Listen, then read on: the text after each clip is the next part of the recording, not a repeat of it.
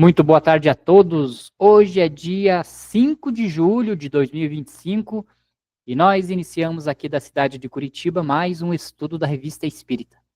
Este estudo é promovido pela Sociedade Espírita Obreiros do Senhor e demais estudos da Revista Espírita e outros estudos promovidos pela casa podem ser acessados através do nosso site www.obreirosdosenhor.org.br. Em nosso site, você encontra o link para as playlists dos estudos que acontecem de forma online e também o link permanente para você participar conosco. Se você está assistindo este estudo de forma gravada no YouTube, saiba que você pode participar conosco ao vivo todos os sábados às 14h30, horário de Brasil, Brasília. Venha estudar conosco, nos ajudar a compreender, interpretar e colocar em prática essa grandiosa obra que é a Revista Espírita. Nós estamos estudando o ano de 1861 da Revista Espírita, chegamos ao estudo de número 95, e neste estudo de número 95 nós vamos dar continuidade a um tema que Kardec já iniciou e que nós já estudamos nos dois últimos estudos, que é a organização do Espiritismo. Então Kardec, ele inicia o mês de dezembro com um grande tratado sobre como ele orienta a organização dos grupos espíritas para que ele possa atingir o maior número de pessoas e também evitar de ele ser atingido pelas discórdias dos próprios membros do grupo e também pelas diatribes, né, do plano espiritual que gostaria de atrasar essa grande descoberta, essa grande revelação que é o Espiritismo.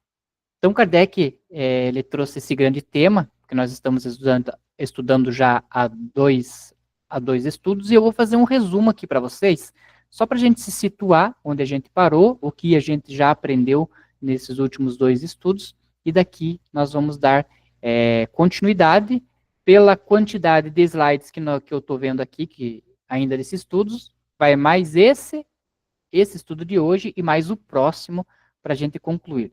Mas é um estudo muito profundo, muito interessante, essas informações que Kardec vem trazendo para nós. Então vamos lá, vou fazer um resumo, daí eu passo para o Pereira dar a continuidade para nós. Então, o Espiritismo, já em 1861, espalhava-se por várias regiões, como sementes levadas pelo vento, mostrando ser um movimento espontâneo e não restrito a grupos locais. Kardec orienta que adeptos isolados iniciem pelo estudo profundo das obras básicas, pois a leitura reflexiva fortalece a fé racional e prepara para esclarecer outros ao redor. Não se deve impor a doutrina, nem forçar convicções. Cada palavra é uma semente, algumas cairão em rochas, outras germinarão e devem ser cuidadas com paciência.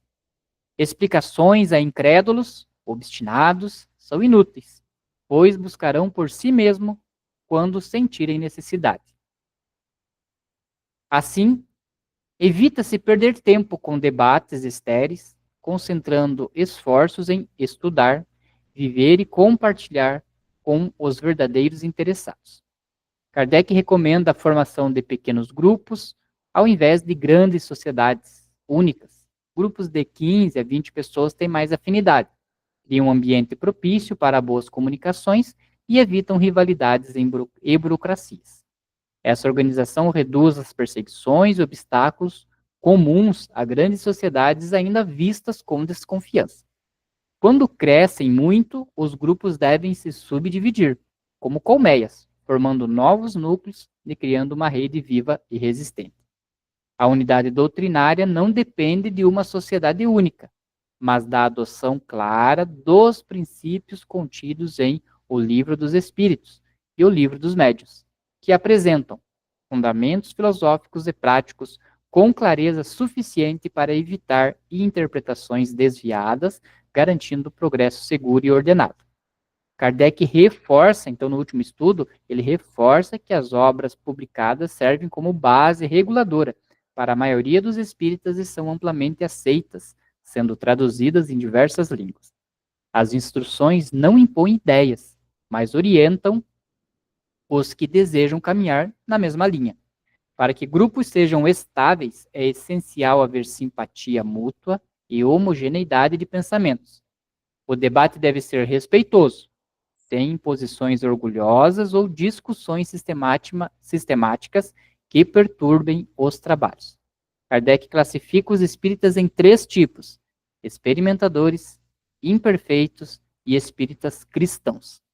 Não se exige perfeição, mas esforço sincero pelo progresso moral, pois o verdadeiro espírita é quem busca corrigir suas falhas, com humildade, sendo indulgente, amoroso e exemplo sereno de transformação pelo espiritismo. Então é mais ou menos isso que a gente já estudou, desculpa, nos últimos 2 estudos, e eu passo agora para o Pereira dar continuidade para nós. Boa tarde a todos. Após esse resumo que o Lelo fez, né, dos anteriores, nós recomendamos que aqueles que estão assistindo nós hoje pela primeira vez, que volte atrás e assista os trabalhos, que daí vocês vão ter completa, que nós comentamos, né, fizemos um debate sobre o assunto. Então, dando continuidade, agora Kardec. Acabamos de indicar a melhor composição dos grupos. Mas a perfeição não é mais possível nos grupos do que nos indivíduos. Indicamos os objetivos e dizemos que quanto mais nos aproximamos deles, tanto mais satisfatórios serão os resultados. Às vezes, nós nos deixamos dominar pelas circunstâncias, mas é na eliminação dos obstáculos que devemos concentrar todos os nossos cuidados. Veja bem, às vezes nós encontramos, né, grupos que estão passando por dificuldade, e aí, eu não sei o que está acontecendo, o grupo não está indo bem, não tá vindo comunicação, os membros estão meio desanimados e tal, e olha o que Kardec vem dizer. Então ele indicou ali toda uma orientação, né, indicando os objetivos, e dizemos que quanto mais aproximarmos dele, tanto mais satisfatórios serão os resultados, né? Então, com as orientações que Kardec dá, o que ele está afirmando para nós? Que quanto mais nós conseguimos seguir aqueles objetivos, mais a gente vai ter resultado satisfatório. Então, se de repente estamos com um grupo que está com dificuldades e tal, às vezes é necessário a gente dar uma parada, olhar e ver assim, o quão próximo dessas orientações de Kardec eu estou, ou o quão longe eu estou. Possivelmente, nós vamos estar um pouco longe dessas orientações. Por quê? Porque senão nós não estaríamos sofrendo tanto essas dificuldades. E aí ele comenta o seguinte, ó, às vezes nos deixamos dominar pelas circunstâncias, mas é na eliminação dos obstáculos que devemos concentrar todos os nossos cuidados. Ah, tal questão, tal médium gosta assim, a casa prega assim e tal. Peraí, mas isso é circunstancial, né? Quais são os obstáculos que eu tenho que eliminar do grupo para que ele se fortifique e venha dar melhores resultados? Então fica muito claro, né, que quando nós nos afastamos, né, dessas orientações, possivelmente nós vamos estar abrindo brechas para as dificuldades que estão por vir. E um alerta aí também que eu acho muito importante, assim, que a gente refletir sobre o que ele coloca ali, sobre a questão dos indivíduos, né? Que daí ele falou antes ali todo sobre a formação dos grupos, como os critérios que você utiliza, e a gente percebe isso na atualidade. Muitas vezes as casas se preocupam com a organização, que é necessário, como ele coloca aqui, a estatutos, regimentos, normas, procedimentos, cria tudo certinho, tudo lindo, tudo funcional, mas esquece do principal, né? Que é os indivíduos que estão dentro do grupo. E essa é uma advertência que eles estão colocando, porque você formou tudo, está tudo certinho, né? Deve ser assim. Agora vamos seguir realmente aquilo nos indivíduos, nas pessoas que estão participando, que é a questão principal lá. E o objetivo principal é isso que o Lero colocou, a melhoria de cada grupo e que se convige a isso como unidade, né, de pensamentos, de sentimentos, nos propósitos do trabalho. Eu falo isso porque eu já percebi isso muitas vezes, em algumas casas, preocupavam tanto em formação de palestrante, de PowerPoint, hoje que tem essa modernização, criava-se estudo de como se deve se apresentar, da postura, de tudo. Mas esqueciam de falar do principal, né? Que é do conteúdo, né? De quem vai apresentar, se aquela pessoa realmente tinha conteúdo. Porque eu já vi palestrantes, por exemplo, pegavam o microfone sem nenhum recurso extraordinário, só a voz, e faziam palestras fantásticas, né? Porque tinha conteúdo, tinha conhecimento. E aí a gente percebe hoje em dia que eles valorizam muito mais a forma, né? Não o conteúdo. Né? Então é bom a gente refletir sobre essas questões também, né? Temos que nos organizar, mas temos que treinar, preparar os indivíduos, né? As pessoas que participam do grupo, que ela colocou, né? Os médios, nós temos que dar esse apoio para eles. Né? E ele continua. Infelizmente, quando criamos um grupo, somos muito pouco rigorosos na escolha, porque, antes de tudo, queremos formar um núcleo. Para nele ser admitido, basta, na maioria das vezes, um simples desejo ou uma adesão qualquer às ideias mais gerais do Espiritismo. Só mais tarde é que percebemos ter facilitado em demasia a admissão. Né? Num grupo, sempre há elementos estáveis e flutuantes. O primeiro é composto de pessoas assíduas, que formam a base. O segundo, das que são admitidas temporariamente e acidentalmente. É essencial prestar escrupulosa atenção no que respeita à composição do elemento estável. Neste caso, não se deve hesitar em sacrificar a quantidade pela qualidade, porque é ela que dá impulso e serve de regulador. O Essa elemento flutuante é menos importante, porque sempre se é livre para modificá-lo à vontade. Olha o termo que eu estou comentando aqui. Né? é bem uma orientação bem rígida, vamos dizer assim, né? Porque se você tem um grupo e ali você tem ali um médium que está já, sei lá, 5, 10 anos, como acontece muitas vezes. Aí vem um médium, assim, levando em consideração ali o que ele falou, às vezes a gente admite pessoas sem aquela rigorosidade necessária e depois a gente vê que foi admitido de forma muito facilitada. Aí vem um médium, né, e começa a trabalhar no grupo, e a gente nota que aquele médium que ali trabalhava razoavelmente, né, acaba sendo engolido, diminuído por aquele outro médium que chegou. Então, o que ele está trazendo de história? Que a gente não pode abandonar aquele que está ali, né? Aquele que já não é flutuante, ele é estável, nós temos que dar atenção para ele, né? Torcer, lógico, orar para que aquele médium que veio participar também se torne um elemento estável, dar as condições para ele se tornar um elemento estável, mas jamais, né, deixar abandonar ali o outro médium, porque às vezes ele não tem uma mediunidade tão ostensiva, etc.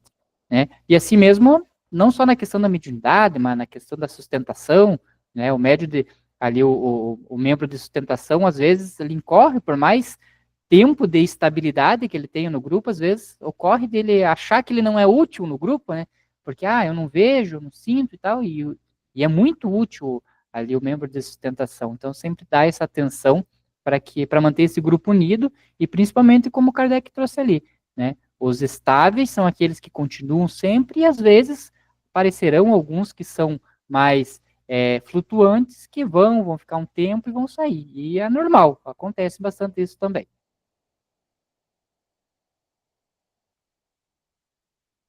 Não se deve perder de vista que as reuniões espíritas, como aliás todas as reuniões em geral, aurem, extraem as forças de suas vitalidade, na base sobre a qual se assenta. Neste particular, tudo depende do ponto de partida. Aquele que tem a intenção de organizar um grupo em boas condições deve, antes de tudo, assegurar-se do concurso de alguns adeptos sinceros que levam a doutrina a sério e cujo caráter conciliador e benevolente seja conhecido. Formando esse núcleo, ainda que de 3 ou 4 pessoas, estabelecer-se-ão regras precisas, seja para as admissões, seja para a realização das sessões e para a ordem dos trabalhos. Regras às quais os recém-vindos terão de se conformar. Essas regras podem sofrer modificações conforme as circunstâncias, mas há algumas que são essenciais. Sendo a unidade de princípio um dos pontos importantes, não pode existir naqueles que, não tendo estudado, não podem ter opinião formada. Assim, a primeira condição a impor, caso não queiramos ser interrompidos a cada instante por objeções ou perguntas ociosas, é o estudo prévio. A segunda é uma profissão de fé categórica, é uma adesão formal à doutrina do Livro dos Espíritos, além de outras condições especiais julgadas convenientemente. Perfeito. Aqui Isso, até, deixa eu só comentar uma questão aqui que é bem interessante, Pereira. É interessante isso aqui que ele falou, né? Porque às vezes a pessoa vem, como nós já comentamos aqui nos estudos passados, né? Não estudou aprofundadamente e aí quer discutir questões básicas, e às vezes é básico, tá ali no livro dos espíritos, no livro dos médiuns, então é basilar, né? Não tem muita brecha para criar uma novidade ali, reinventar a roda, como a gente fala. Aí ele comenta o seguinte, ó, assim, a primeira condição a impor, caso não queiramos ser interrompidos a cada instante por objeções ou perguntas ociosas, é o estudo prévio. E a segunda é a profissão de fé categórica. Ó, a segunda é uma profissão de fé categórica e uma adesão formal à doutrina do Livro dos Espíritos. E esse que é bem importante, eu sempre falo isso com o pessoal, assim, que quem está querendo conhecer a doutrina e tudo mais, eu comento o seguinte, que você tem que ir desarmado, né? Você vai começar a estudar, você vai numa palestra pública e tal, ó, vai desarmado. Por quê? Porque você vai ouvir falar de reencarnação, a depender do estudo que você vai participar, você vai escutar temas muito específicos, questões muito específicas do plano espiritual, e aí a depender da religião que você professava, ou que tenha sido de berço, e não professa, mas tenha sido de berço, então um pouco de conhecimento tem, ele vai conflitar muito com a tua religião. Então, se a pessoa for querendo achar explicação para aquilo que está se aprendendo no Espiritismo, com base naquilo que ela tinha da outra religião, não vai dar certo, né? Então, você tem que ir desarmado, como se fosse aprender um novo idioma. Não adianta você tentar aprender um novo idioma querendo achar sempre um paralelo com o nosso idioma português, porque não dá certo. A cultura é diferente, as formas de pensar é diferente. Então, quando você adentra no Espiritismo, essa é a dica que eu dou. Vai desarmado para aprender aquilo que eles estão passando, sem fazer muitos paralelos com aquilo que você já professava. Porque às vezes não bate, e aí você começa a se tornar aquele membro chato, né? De ficar perguntando, questionando um monte de coisas, sendo que, peraí, como que você quer juntar o espiritismo com essa religião, sendo que eles são de vertentes totalmente diferentes? Não tem como. até assim, esses questionamentos, eles até são admissíveis, assim, vou dizer, aceitos, se ele for feito dentro de um grupo, de umas palestras abertas ao público, público geral, que a pessoa está chegando, ou dentro de um grupo de estudo, quando estou estudando o livro do livro dos Espíritos, se a pessoa pergunta, tudo bem, porque ali está iniciando. Agora, a preocupação maior que ele coloca aqui é quando você está dentro de um grupo mediúnico, ou a pessoa está numa atividade de orientação, e aí ela chega lá e começa a querer já na palestra, dominar, falar, né? Falar sobre Se você está estudando, por exemplo, você está dando com mediúnica, aí a pessoa quer chegar lá e colocar a opinião dela. Aí você percebe que ela, poxa, ela nunca estudou lá, assim, nem estudou nem a obra básica. Eu conheço muitos casos assim, né? De pessoas que pegam resumos e resumos e chegam lá e quer colocar as ideias como que fosse espíritas. E aí, às vezes, quando ela percebe, quando a gente vai conversando, que ela percebe que a gente tem mais conhecimento, ela se afasta rapidinho, né? Porque ela fala, poxa, mas e muitos grupos só aceitam isso, porque realmente são pessoas que têm bastante didática, né? Sabe? Aquilo que eu falei antes ali, da questão de fazer uma palestra, que ele tem os argumentos, tem a técnica de falar, que a pessoa olha assim e fala, puxa, e quando você vai perceber, a pessoa nunca participou nem de curso do estudo, nunca estudou, né? Nunca, não teve hábito de estudar. Então, esse que é o perigo, né? O perigo é dentro de um grupo mediúnico, ou dentro de uma atividade de atendimento a outras pessoas externas. Até eu acho que é admissível, né? Nós estamos estudando aqui na Revista Espírita, tivesse uma pessoa que fizesse uma pergunta. Tudo bem, aqui é estudo, aqui é para responder mesmo, aqui é para nós questionarmos. Aqui eu era muito questionador quando estava estudando. Né? Isso faz parte, mas dentro do grupo aí que é o problema. Né? Isto quanto aos membros titulares e dirigentes, se está se referindo. Ó, para os assistentes, que geralmente vêm para adquirir um pouco mais de conhecimento e de convicção, pode ser menos rigoroso. Isso que eu estava comentando aqui agora, né? Todavia, como há os que poderiam causar perturbação com observações despropositadas, é importante assegurar ter suas disposições. Até mesmo um grupo de estudo, né? Se a pessoa percebe que a pessoa está ali só para querer tumultuar e para atrasar, não, para que você vai ficar perdendo tempo com ela? Né? Faz-se necessário, acima de tudo, e sem exceção, afastar os curiosos, e quem quer que seja atraído por motivo frívolo. Isso a gente percebe, já percebeu várias vezes. A ordem e a regularidade dos trabalhos são coisas igualmente essenciais. Consideramos de grande utilidade abrir cada sessão pela leitura de algumas passagens do Livro dos Médiuns e do Livro dos Espíritos. Por esse meio, ter-se-ão sempre presente na memória os princípios da ciência e os meios de evitar os escolhos encontrados a cada passo na prática. Assim, a atenção será fixada sobre uma porção de pontos que muitas vezes escapam na leitura particular e poderão ensejar comentários e discussões instrutivas das quais os próprios espíritos poderão participar. Olha a importância, né? Que nós adotamos já há muitos e muitos anos, de você ler antes do trabalho mediúnico, do grupo mediúnico, uma obra. Né? Nós estudamos várias obras, estudamos o Livro dos Médiuns, agora estamos estudando o Céu e o Inferno, e assim sucessivamente. Eu acho que aqui eu acho que confirma a importância de estudar isso. E eu me lembro de um colega nosso, da nossa casa, que eles também prezam por esse estudo inicial, e aí a gente sempre comentava, né, que às vezes estudava um livro e aquele livro ele acabava influenciando no trabalho. E aí eu me lembro que ele respondeu assim, ele não influencia, ele oportuniza.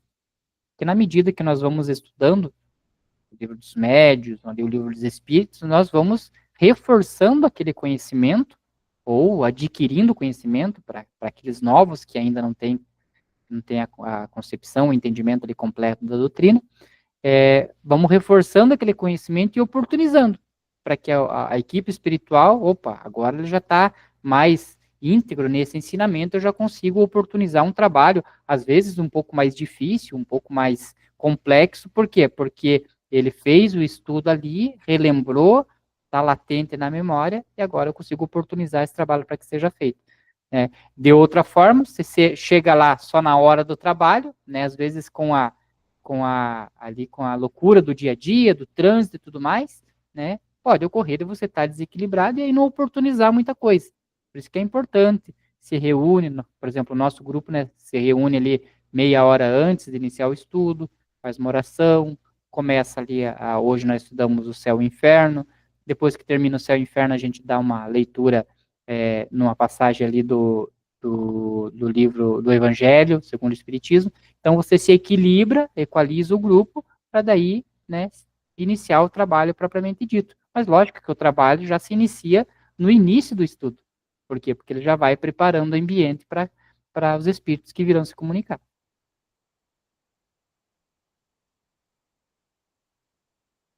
Acredito que é o outro, né? Ou é esse mesmo?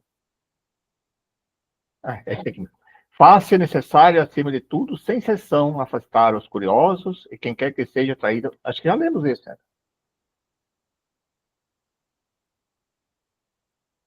Foi isso. Não menos importante é recolher e passar a limpo todas as comunicações obtidas por ordem de dados, com indicação do médico que serviu de intermediário.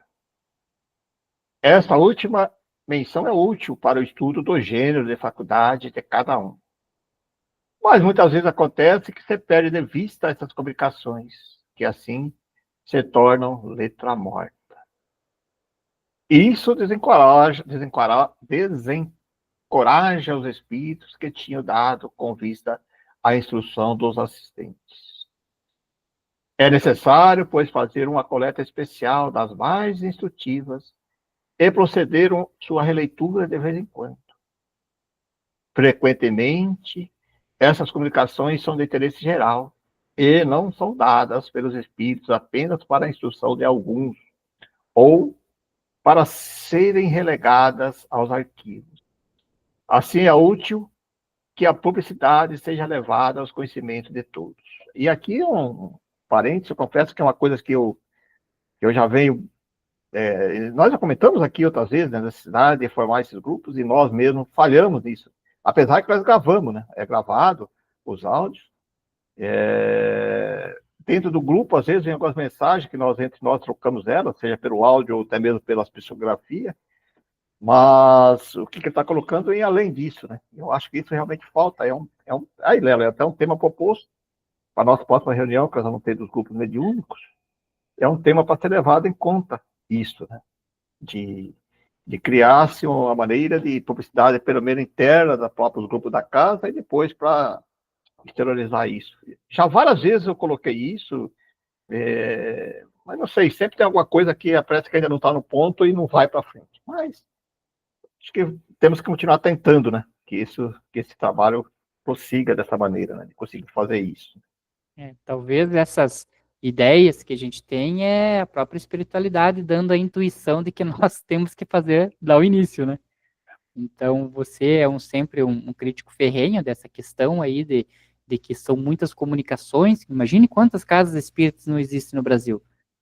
A gente desconhece uma central de coleta dessas comunicações. Imagine quantos ensinamentos novos que podem ter surgido em diversas regiões. Vamos falar só do Brasil, por causa da língua portuguesa, né? Quantos ensinamentos que podem ter já surgidos e comprovados, porque surgiram em outras casas também, da forma como Kardec fazia lá naquela época, né? Lá no Nordeste, aqui no Sul, no Centro-Oeste e tal, os mesmos ensinamentos, né? Porque o mundo evoluiu, hoje nós temos tantas coisas que não são tratadas, né? Por exemplo, eu lembro que veio uma polêmica muito grande há um tempo atrás sobre a utilização de células-tronco e tudo mais. Então, são questões que o Espiritismo não se debruçou em cima para ter uma explicação. E talvez esse estudo já tenha, esse conhecimento já tenha pipocado em várias casas, e pela falta, né, dessa centralização de comunicações, é o que o Kardec vem dizendo, ele começa a se tornar o quê? Uma letra morta, porque ficou só naquele grupo e não deu continuidade. A ideia do Pereira é bem válida, eu achei interessante, né, de começar a fazer, talvez, né, pela própria casa. Então, vamos pegar os grupos mediúnicos da própria casa, faz a coleta dessas comunicações, tentar fazer uma curadoria e iniciar, né, dentro da própria casa. A hora que pega uma prática, de repente leva essa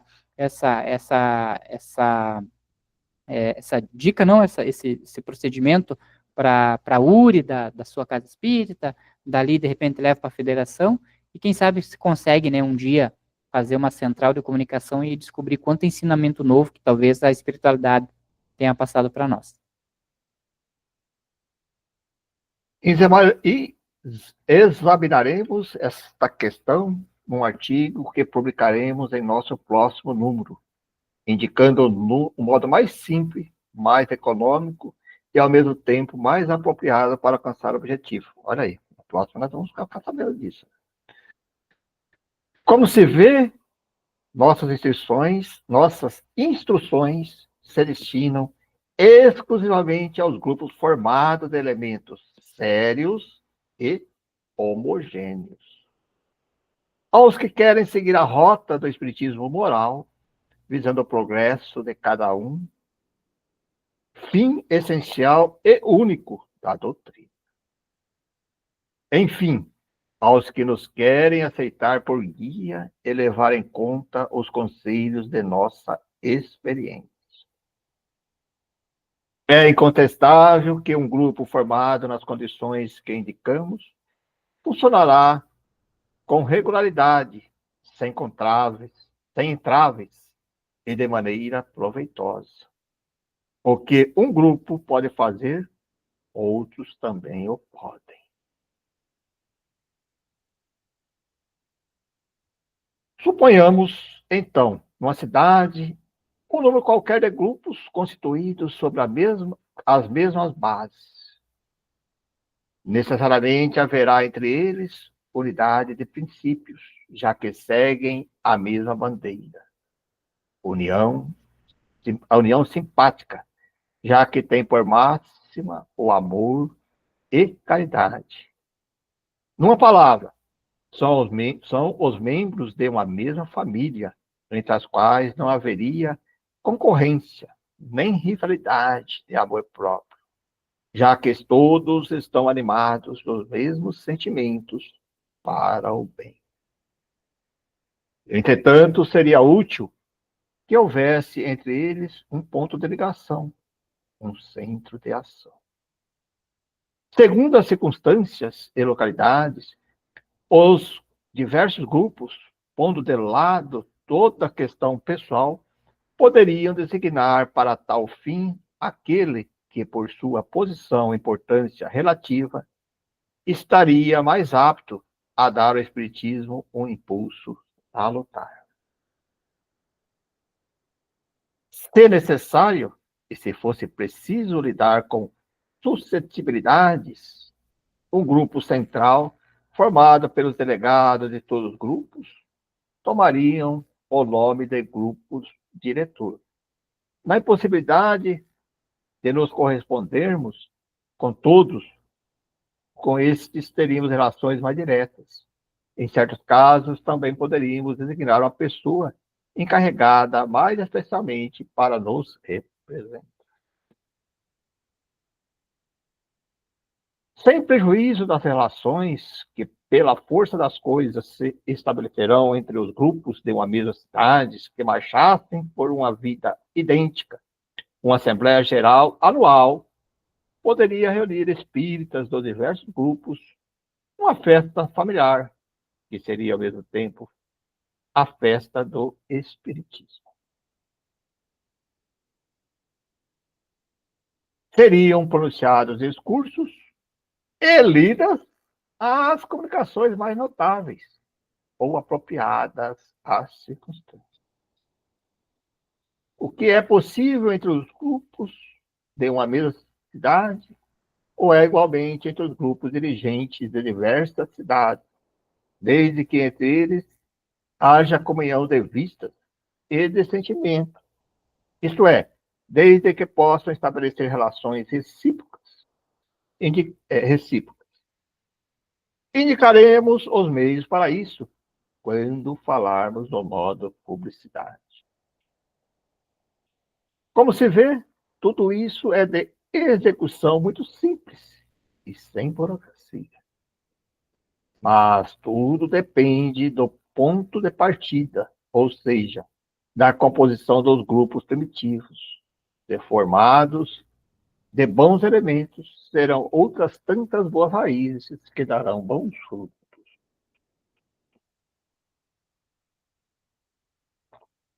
Se, ao contrário, forem formados de elementos heterogêneos e antipáticos, de espíritos duvidosos, mais preocupados com a forma do que o fundo, que consideram a moral como parte acessória secundária, há que se esperar polêmicas irritantes, que nada levam pretensões pessoais, atritos de suscetibilidades e, em consequências, conflitos precursores da desorganização. Entre verdadeiros espíritas, tais como os definimos, que vem o objetivo essencial do espiritismo na moral, que é a mesma para todos, haverá sempre abnegação de personalidade, condescendência e benevolência, e, por conseguinte, segurança e estabilidade nas relações. Eis porque temos insistido tanto sobre as qualidades fundamentais. Talvez digam que estas restrições severas sejam um obstáculo à propagação. Isso a gente ouve até hoje, né? Muita gente falando isso. Isso é um equívoco.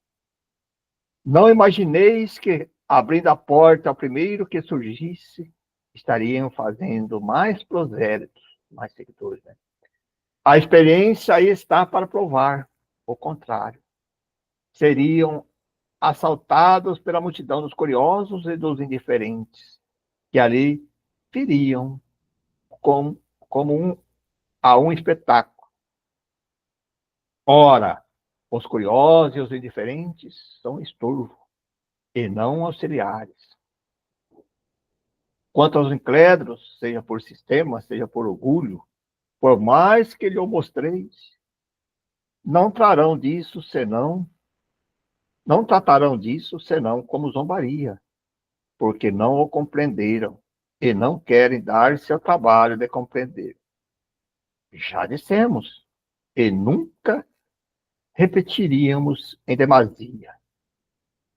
A verdadeira propagação, aquela que é útil e proveitosa, é feita pelo ascendente moral das reuniões sérias. Se apenas houvesse estas, os espíritos seriam ainda mais numerosos do que são. Porque, forçosos a reconhecer, muitos foram desviados da doutrina, porque só assistiram a reuniões fúteis, sem ordem e sem gravidade. Sede, pois, sérios em toda a acepção da palavra, e as pessoas sérias virão-vos. São os melhores propagadores, porque falam com convicção e tanto pregam pelo exemplo quanto pela palavra. Comentei agora há pouco, né, sobre as questões de formação de palestrantes e tal, se preocupa tanto com a forma e esquece do conteúdo. Realmente, porque Kardec ele precisava muito por essa questão da qualidade, porque a quantidade, nós vemos aí vários movimentos, na televisão, hoje em dia a gente vê muitos canais com pessoas, né, o templo, a igreja cheia de pessoas, mas quando você se detém ali uns minutos a escutar o palestrante ali falando, você vê que às vezes ele fica ali, dos 20 minutos, 15 ele fica pedindo dinheiro, né? E aí, que discurso que é esse? Né?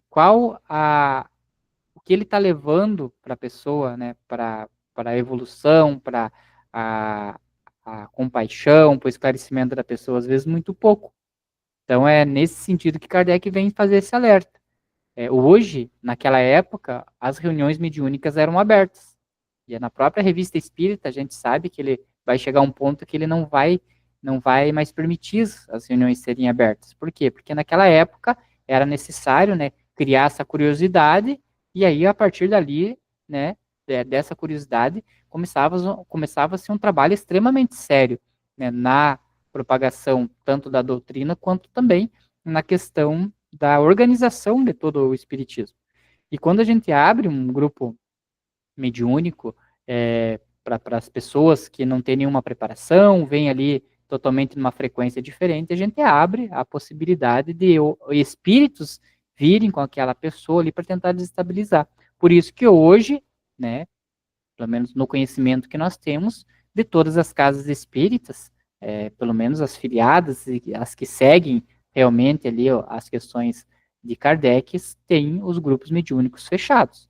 Né? Então não é qualquer pessoa, cheguei hoje, eu quero participar e ver como que funciona um grupo mediúnico. Não vai conseguir. É um grupo fechado. Para quê? Para que precisam ter um estudo, a pessoa se prepare, né, entenda como funciona e tal, e aí sim possa assistir. Porque se fosse de outra forma, né, o que, que ia acontecer? Ia virar um show, né, um show de espíritos que viriam ali não para trazer nada de útil, mas apenas para fazer o seu showzinho particular, porque sabemos que o espírito desencarnado é o mesmo ser humano encarnado, só que sem o corpo, então nós sabemos que existem muitos encarnados aqui que já dão um show enquanto encarnados e vão continuar dando um show quando desencarnados. E eles vão adorar vir nessas reuniões onde eles vão ser o centro das atenções. Aí as pessoas sérias que estavam buscando um conhecimento, né, uma evolução, vendo nessas reuniões fúteis, né, que queriam fazer, iam abandonar, porque não viria uma seriedade no espiritismo. Então, para evitar esse tipo de coisas, existem algumas regras rígidas, como Kardec falou, que algumas dizem que isso atrapalharia a divulgação do espiritismo, a propagação, mas que é o contrário, né, porque a questão séria, quando uma pessoa vem e vê uma palestra séria, vê que aquela casa é uma casa séria, ela normalmente retorna, porque a pessoa que vai realmente buscando alguma coisa para sua vida, ela vai fazer um esforço e vai para aí. Agora, aquela pessoa que vai só por curiosidade, de qualquer forma, ela não ia se manter. Ela ia uma, duas reuniões e iria se afastar. Então, por isso que a gente tem que ter muito cuidado com essas questões da futilidade, até mesmo dos temas que se escolhem, né, para as palestras, para que não seja uma coisa tão superficial assim. Inclusive ele está levando o ponto, questão aí sobre a questão de publicidade, né? Questão, para publicidade, que ser rigoroso. Até isso chega constantemente. Agora chegou recentemente para mim algumas pessoas que hoje, com o advento aí das mídias, Instagram, WhatsApp, tudo. Aí a pessoa, Pereira, por que você não fala com o pessoal aqui para nós fazer uma divulgação aí e tal, para utilizar para aumentar o número de assistido, para assistir lá nos temas que nós atendemos lá na terça-feira, que são os temas de atendimento espiritual, que nós chamamos, do magnetismo e das palestras. Agora, veja bem, é que ele está colocando aqui. Se você abre isso, eu já questionei isso algumas vezes também, que hoje existe milhares e milhares de vídeos ditos espíritas, aí se você pegar no YouTube, né? Palestras e tal, que fala. A gente que já acompanhou, você sabe que vai assistir uma e outra, você sabe que não tem conteúdo nenhum, está repetindo o mesmo que estava antes, né? Não tem assim, um aprofundamento do conteúdo. Salvo exceção alguma, não estou falando que todas, né? Mas uma grande parte dessas não tem muito conteúdo, assim, falar daquele básico que todos nós conhecemos. Agora você fala o seguinte, todas elas, que você tem que procurar uma casa espírita. E aí, a pessoa chega na casa espírita, vai assistir uma palestra lá, que viu uma divulgação, tal, a vida chega lá. Será que a casa está preparada para atender essas pessoas, né? Para dar o que ela necessita, precisa acolher? Tem que tomar cuidado com isso, porque daí as pessoas chegam na casa espírita, eu precisava, eu tenho um problema de processo obsessivo. Mas aqui nós não fazemos, aqui nós não atendemos, né? Então, cuidado tem que tomar, que é a qualidade, né? Que é a questão de você chegar. Que a maior publicidade para mim do espiritismo é a caridade. Se a pessoa chega e ela é atendida, ela se atende e ela volta. Ela busca estudar, ela interessa pelo estudo do Livro dos Espíritos, estudo da Revista Espírita, e começa a estudar porque ela recebeu a ajuda que precisa. Então, não adianta também você fazer um monte de publicidade aí que você vai lotar a casa, que não falou lá, chega aquele palestrante cheio de gente. E aí? A pessoa sai dali e vai numa casa espírita. Não toda, estou falando que existem muitas casas sérias, mas eu estou dizendo assim, que existe sim uma grande percentual de casas que não tem condições nenhuma de receber pessoas que chegam lá procurando ajuda, porque, não, o nosso negócio aqui é estudo, não sei o que, filosofia. Então, nós temos que se preparar mais, né, que ele fala, se preparar nós inteiramente nas casas espíritas, para que se essas pessoas chegarem, e que seja o exemplo que ele falou ali da caridade, ali, né, que ela sabe que pode ser atendida, e que nós possamos dar continuidade para ela, oferecer estudo, oferecer o diálogo fraterno, oferecer as condições para atender nos grupos de desobsessão, e assim sucessivamente, que senão não adianta nada, né? E é o que mais divulga isso, eu sei disso, que eu trabalho no magnetismo há muito tempo, você conhece isso. O magnetismo é uma porta de entrada fantástica, quando ele é bem aplicado, né? Dirigido. As pessoas chegam ali com as suas dores, recebe ali, aí é sempre já interligado com o diálogo fraterno, e aí ela começa a se interessar e vai adentrando nas casas espíritas, né? Vai chamando o interesse dela para estudar a filosofia. Não tem outro caminho. A maior propaganda realmente é essa, né? Do caráter essencialmente sério das reuniões, não se deve inferir que se deva proscrever, proibir, né? Sistematicamente as manifestações físicas. Olha, isso aqui é outra coisa importante. Eu já vi dentro de uma palestra, uma pessoa começa a, sei lá, incorporar lá ou fazer alguma coisa. Aí chega, não, meu amigo, aqui não pode fazer isso, não sei o quê, não sei o quê. Ou dentro do grupo mediúnico, às vezes que a pessoa está lá e dá, né, faz um, não, que, né, olha, aí é a questão de você chamar ela, é o momento de você atender ela, né, atender essas questões. Esse é interessante, eu imaginei que você ia comentar sobre isso, porque, lógico, o médium ele tem a condição de conter ali o espírito, né, se for um médium bem equilibrado, bem estudado, mas assim, as questões de conter ali as palavras de baixo calão, alguma questão assim, né? Agora, se você fica tolindo tudo do espírito que quer se comunicar, você acaba não dando, repassando a essência do que o espírito queria falar, né?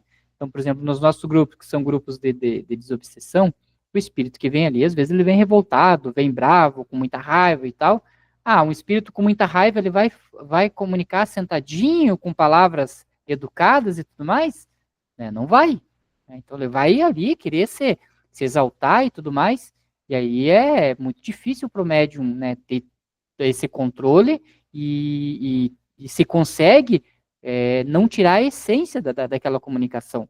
Porque daí, o espírito vem ali calminho, às vezes o dialogador que está ali acha que está tudo correto, e na verdade o espírito ali está espumando, e pode até dar um direcionamento errôneo na condução ali do diálogo. Então, o que o Pereira falou realmente é isso mesmo.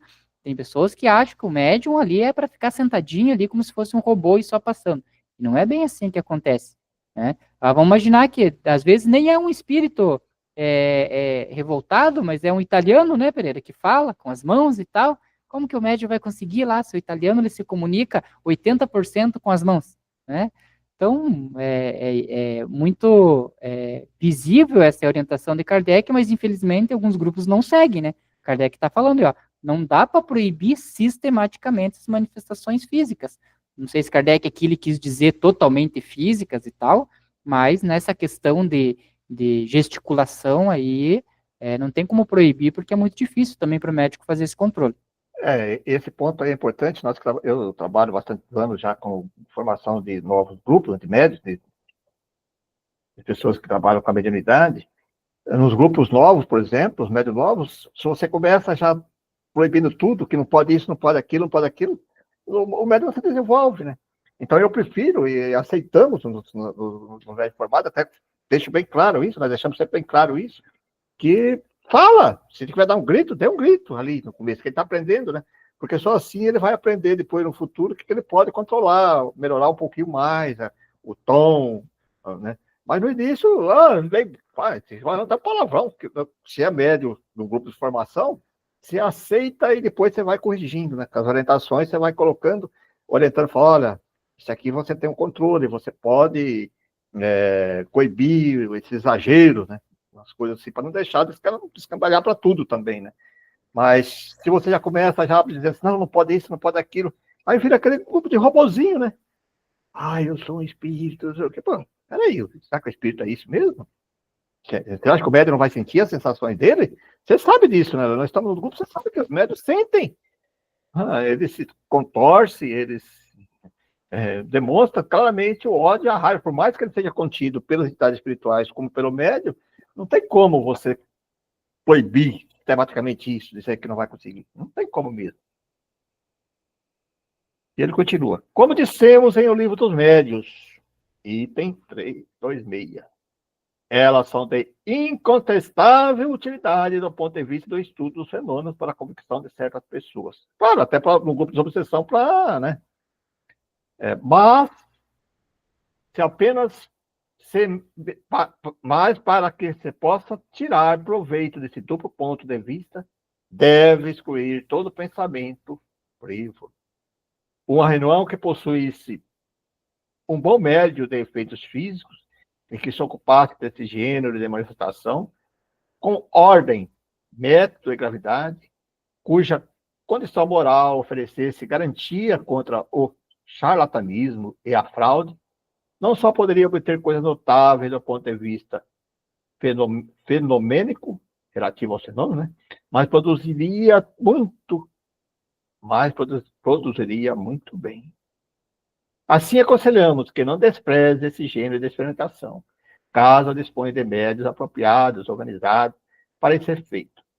Esse efeito, sessões especiais, independentes daquelas voltadas para a comunicação morais e filosófica. Aí está diferenciando, né? É claro, nós estamos falando de um grupo de obsessão. Agora, se você tem um grupo que ele é para estudo, coisa filosófica, de comunicação, aí também você pode até permitir que se vinha ali, mas vai saber que é uma interferência, né? E aí os espíritos mais evoluídos não iriam agir dessa maneira, não iriam fazer com que o médico entrasse nessas condições. Né? Perfeito. Vamos fazer o próximo slide e a gente encerra por hoje. Os médios poderosos dessa categoria são raros, ó. Mas há fenômenos que, não obstante vulgares, não são menos interessantes e concludentes, que provam de maneira insofismável, incontestável, a independência do médium. Esse número são as comunicações pela tipologia, comunicação dos espíritos por meio de pancadas, alfabéticas, que muitas vezes dá os mais imprevistos resultados. A teoria desses fenômenos é necessária para explicar a maneira como operaram, pois é raro que levam a uma compreensão profunda os que não os compreendem.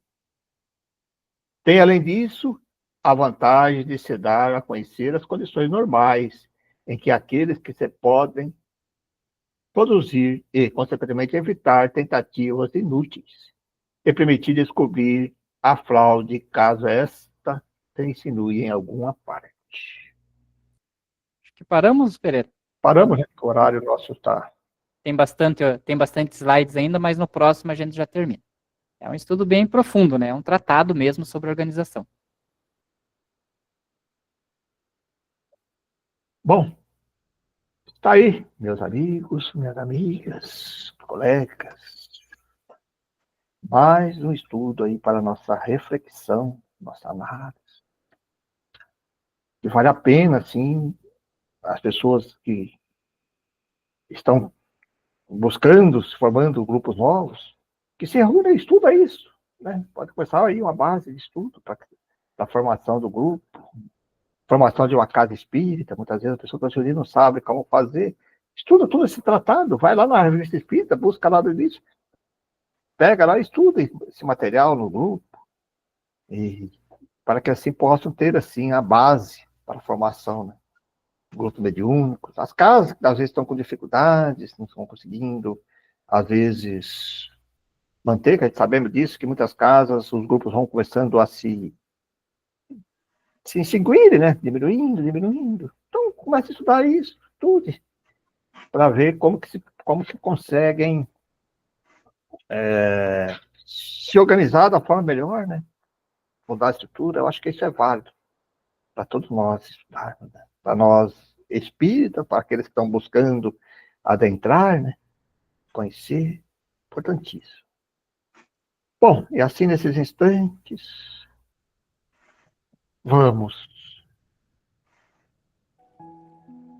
agradecer mais uma vez a Deus por essa oportunidade de estudo. pelo estudo dessa tarde, tão esclarecedor, tão orientador. Obrigado, Deus. Obrigado ao nosso mestre, nosso agradecimento, Jesus,